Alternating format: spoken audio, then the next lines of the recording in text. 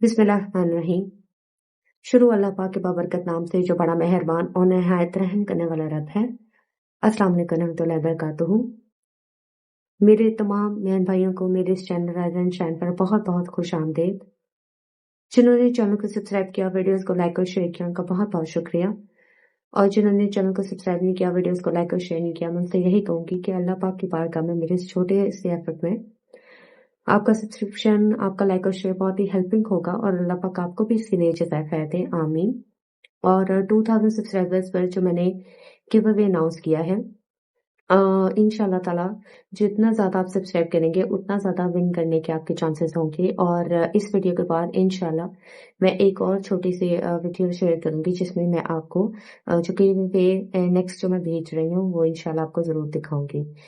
तो कंटिन्यू रखने के लिए आप इसके बाद जो मैं वीडियो अपलोड करूंगी वो भी ज़रूर देखिएगा। तो चलिए जी शुरू करते हैं आज की वीडियो। अल्हम्दुलिल्लाह, अल्लाह पाक का आज एक और बहुत खूबसूरत दिन है और अल्लाह पाक आज भी आप पर अपना फजल करम ऐसे ही कायम रखे, आमीन। कल हमने जो गुफ्तगू की थी वो थी कि इस्लाम में औरत के लिबास के बारे में क्या हुक्म है।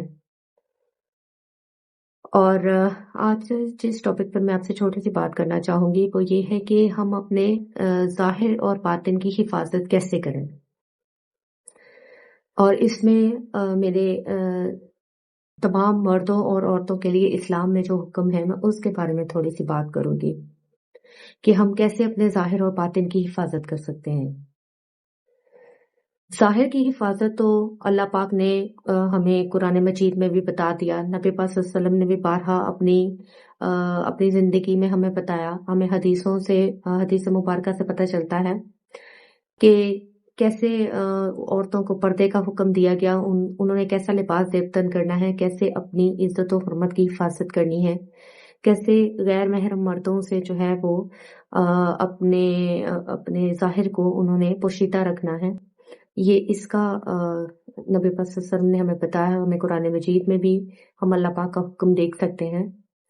और ऐसे ही मर्दों के ऊपर भी जो उनको लिबास का हुक्म दिया गया कि कैसे उन्होंने लिबास से तन करना है, कैसे उन्होंने अपनी तज़ीन और आराइश करनी है, किस तरह उन्होंने अपने आप को गैर महरम औरतों के सामने भी कैसे अपनी इज्जत और हुर्मत की हिफाजत करनी है, ये सब कुछ भी बताया गया।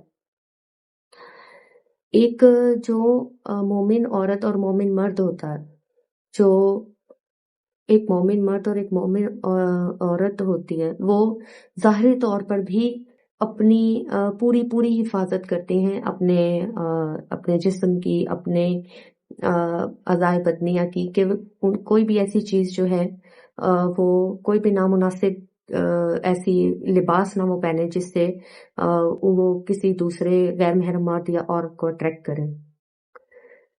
औरतें अपने जिस्म को प्रॉपर ढांप के रखती हैं और मर्द जो हैं वो ऐसा लिबास इख्तियार नहीं करते कि वो औरतों के जैसा लगे या वो गैर महरम औरतों के सामने इस किस्म का बिहेव नहीं करते कि वो उनकी तरफ मुतवज्जो हों।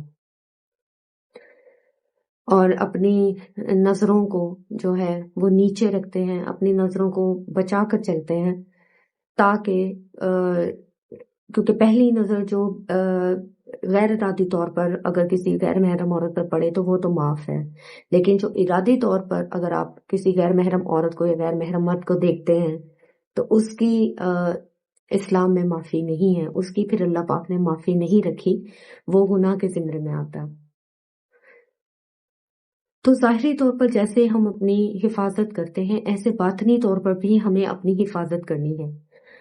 और वो हमें हिफाजत कैसे करनी है कि हमने अपने अपने दिल के अंदर सिवाय रब रसूल की मोहब्बत के और अपने महरम रिश्तों की मोहब्बत के और कोई ऐसी मोहब्बत नहीं पैदा करनी जो हराम हो। अगर तो मर्द या औरत गैर शादीशुदा हैं तो उन्हें रब रसूल के बाद अपने वालिदैन की और अपने बहन भाइयों की मोहब्बत पहले उनके दिल में होनी चाहिए और किसी गैर महरम औरत की मोहब्बत को उन्हें अपने दिल में जगह नहीं देनी चाहिए। ये अल्लाह पाक ने सख्त नापसंद फरमाया। अगर आपको कोई अच्छा लग गया है, पसंद आ गया है, तो आप प्रॉपर उसे निकाह का पैगाम भेजें अगर आप कर सकते हैं तो, नहीं तो इन बातों से दूर रहें। اور ایسے ہی جو ایک عورت ہے اس کے اوپر بھی یہی شرائط لاگو ہیں. اور اگر آپ شادی شدہ ہیں تو تب بھی آپ کے لیے آپ کا محرم، چاہے وہ بیوی ہے چاہے وہ عورت ہے، وہی آپ کے لیے حلال اللہ پاک نے قرار دیا ہے. کیونکہ نکاح بنایا ہی اس لیے ہے کہ آپ کسی غیر محرم عورت یا غیر محرم مرد کی طرف متوجہ نہ ہو. آپ کو اللہ پاک اپنے گھر پر ایک حلال رشتہ اللہ پاک نے دیا ہے، آپ اپنی ساری ضرورتیں اس سے پوری کریں. سب سے پہلی چیز جو خرابی کا باعث بنتی ہے، سب سے پہلی چیز وہ نظر ہے. اگر آپ کی نظر پاک ہے، اگر آپ کسی کی طرف، کسی غیر محرم عورت یا غیر محرم مرد کی طرف نگاہیں اٹھا کر اگر غلطی سے نظر پڑ بھی جائے تو استغفر اللہ پڑھ کر آپ اپنی نظروں کو پھیر لیتے ہیں اور کسی کی طرف آنکھ اٹھا کر نہیں دیکھتے، تو سوال ہی پیدا نہیں ہوتا کہ کسی قسم کی خرابی پیدا ہو. اور کیونکہ بار بار دیکھنے سے، اور ارادتاً دیکھنے سے ہی معاملات خراب ہوتے ہیں، اور شیطان اور نفس پھر آپ کو غلط سوچوں کی طرف لے کے جاتا ہے، آپ کا دماغ خراب کرتا ہے، اپنے باطن کو خراب کرتا ہے، اور پھر معاملات جو ہیں وہ مزید آگے خراب ہوتے ہیں. اگر وہ غیر شادی شدہ ہیں یا شادی شدہ ہیں، اس سے کوئی فرق نہیں پڑتا. جو حرام ریلیشن شپس ہیں، جو حرام رشتے ہیں، جب وہ آگے جا کر بنتے ہیں تو وہ حرام ہی ہیں جنہیں اللہ پاک نے حلال قرار نہیں دیا.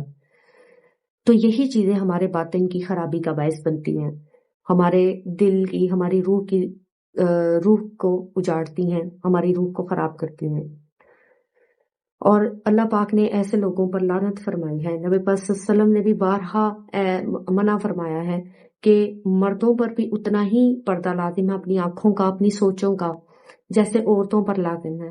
کہ آپ نے اپنی آنکھوں کی، اپنی نظروں کی بھی حفاظت کرنی ہے، اپنے سوچوں کی بھی حفاظت کرنی ہے، اپنے دل کی حفاظت کرنی ہے کہ کوئی ایسا جذبہ، کوئی ایسی کسی ایسی سچویشن کو آپ نے اپنے دماغ پر سوار نہیں کرنا، اپنے دل میں نہیں رکھنا جو آگے جا کر آپ کے لیے کسی قسم کی پرابلم کا باعث بنے، آپ کو کسی حرام ریلیشن شپ کے لیے اکسائے، کسی حرام کام کے لیے اکسائے، اسپیشلی شیطان اور نفس. اور اگر تنہائی میں بھی آپ کو کسی غیر محرم عورت یا مرد کے ساتھ تنہائی میں یا کسی ایسی محفل میں بیٹھنے کا موقع مل رہا ہے جہاں پہ آپ کو پتا ہے کہ آپ سے کوئی غلطی ہو سکتی ہے یا وہاں پہ ماحول اچھا نہیں ہے، تو اس کی بھی سختی سے منع ہے کہ غیر محرم عورت یا غیر محرم مرد، چاہے وہ شادی شدہ ہے یا غیر شادی شدہ ہے، وہ اکیلے میں ایک ساتھ اکٹھے نہیں بیٹھ سکتے، کیونکہ وہاں پہ ہمیشہ ایک تیسرا شیطان ضرور موجود ہوتا ہے، غلط سوچے پیدا کرنے کے لیے، غلط معاملات پیدا کرنے کے لیے.